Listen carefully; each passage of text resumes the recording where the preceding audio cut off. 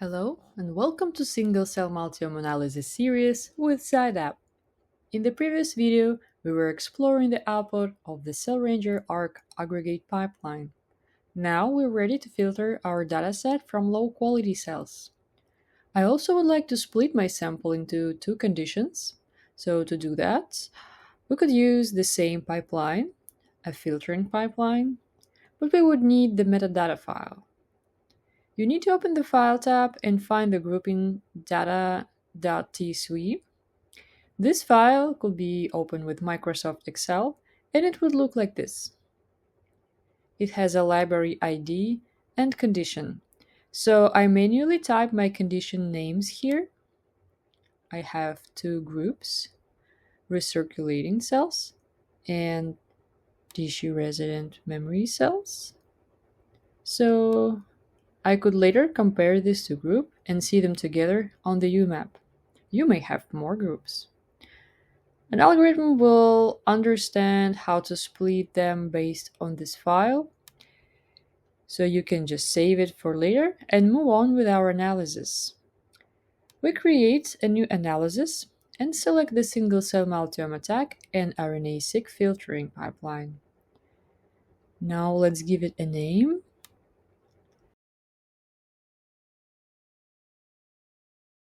Then select our aggregated sample. This is where we could attach our new metadata file that we just created. And here you could attach barcodes, but I will return to this later. Let's look at the filtering parameters. We skip this first parameter because we don't use the barcode grouping for this run, but we can specify the false discovery rate for the p-calling tool max to. You could set it more strict or more relaxed if you'd like. This parameter removes doublets based only on RNA or only on ATAC, or both, or either. We recommend to use this option, and then later, when you will be rerunning your filtered analysis to make your thresholds more precise, you can change it and see how different would be the result. It is a generally good practice to rerun this filtered analysis multiple times to set your thresholds at the optimum levels. Next parameter, minimum number of RNA reads per cell, will filter cells based on the RNA reads. We don't want low read number cells in the sample, so I'll set it to 1000. Then moving to the minimum number of genes. 250 is somewhat low, but will do. If you want to be more stringent, you could make it higher. The range of 500, 600 would make sense. Maximum number of genes per cell will also help you to remove the hidden duplicates. Mitochondrial genes pattern helps you to remove the mitochondrial genes that could be in your single nuclear data as a result of contamination.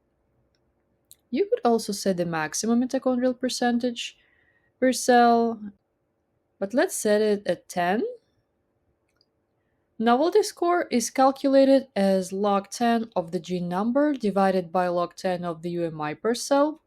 You don't want to set it too high, so 0.8 is close enough to 1. If it's too low, we could adjust it in our next run. I think we could leave it like this. Minimum number of ATAC fragments is similar to what we saw for our RNA, but this time it will be based on ATAC reads. Let's keep it as 1000, and then we will look at the result and adjust it if needed. For additional filtering, you could use the transcription start site enrichment score per cell, but we will keep it at 2 for now. Next, minimum fraction of reads in peaks per cell.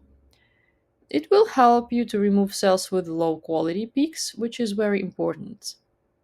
Let's make it a little more stringent than the default, 0.2. Next is the maximum nucleosome signal per cell. It is the ratio of mononucleosomal fragments to the nucleosome-free fragments. Let's keep it as a default for now.